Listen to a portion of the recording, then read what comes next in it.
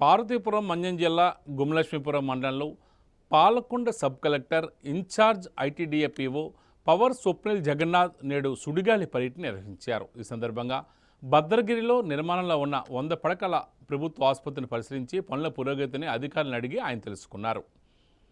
ఆసుపత్రి నిర్మాణానికి సంబంధించిన పెండింగ్ పనులు త్వరితగతిన పూర్తి చేసి ప్రారంభానికి సిద్ధం చేయాలని కాంట్రాక్టర్, వైద్యశాఖ అధికారులకు సూచించారు.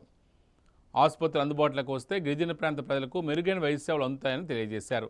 అనంతరం సవరకోటపాడు నర్సరీని సందర్శించిన ఆయన చిన్నారుల కోసం అవసరమైన సౌకర్యాలు కల్పించాలని ఐటీడీఏ అధికారులకు ఆదేశించారు. గిరిజన ప్రాంతంలో పర్యాటకాభివృద్ధికి ప్రత్యేక చర్యలు చేపడతామని పేర్కొన్నారు.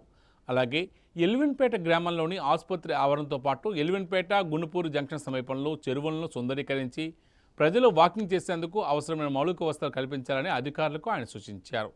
ఈ పర్యటనలో tahsildar Shekhar, RI Shivaprasad, MPDO Srinivasarao, watershed అధికారి పోల్నాయుడు తదితరులు పాల్గొన్నారు.